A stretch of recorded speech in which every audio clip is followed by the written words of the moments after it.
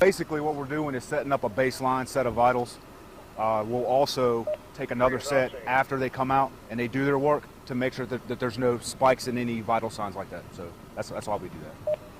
It's for safety of firefighters. We want to make sure that they're the same coming out as they were going into the atmosphere.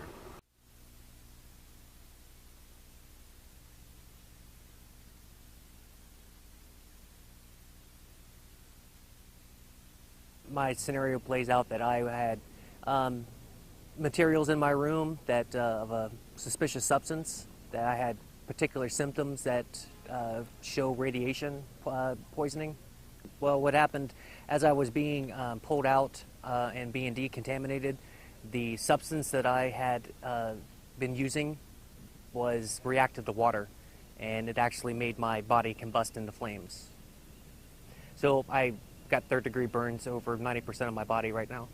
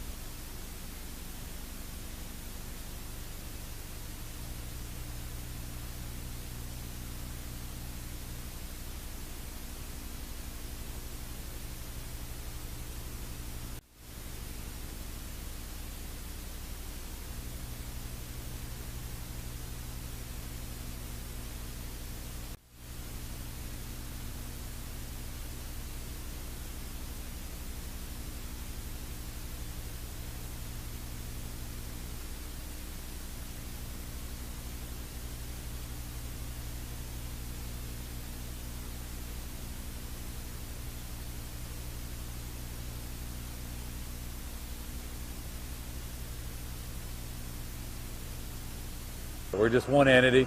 As you see, EOD's here, the medics here, and there's some other behind-the-scenes organizations, and it's an exercise for the bases to come together collectively and work together. We were notified initially as a medical emergency, the building, and we responded as we would normally. And once our guys reached the patient and or victim, it was out of the normal with given his injuries and some other things that presented themselves on the scene.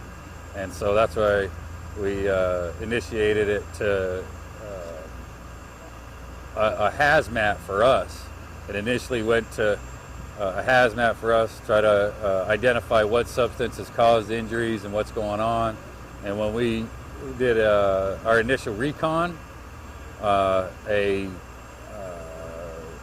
device appearing explosive of some nature was there, and that's when we backed out, stopped what we were doing, and it's time for EOD.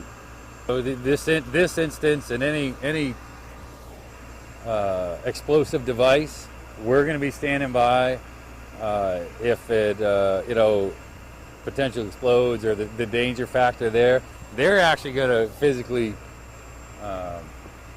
work on it, but we're there, to support them in that role. And once they identify or take care of like this situation, we'll go in and we'll try to possibly gain more information on whatever substance or what was there. I'm sure it has to do with the device, but so it's all just training. Just try to give a scenario and play it out.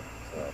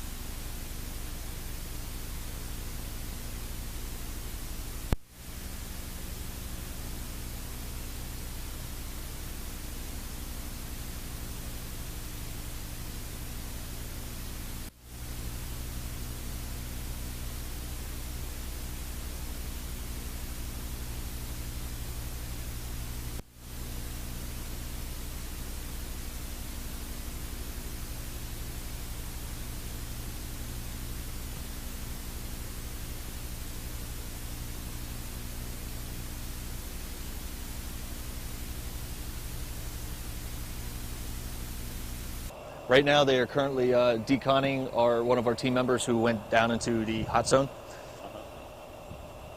What is that? The at zone? The what? The hot zone? The hot zone, okay. Hot zone.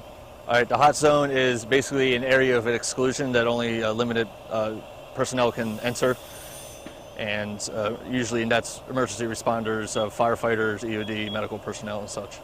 That's just an alarm that the firefighters have on their air packs to let them know that they are low on air and they need to get out of the area and either get a new air pack or send someone else in.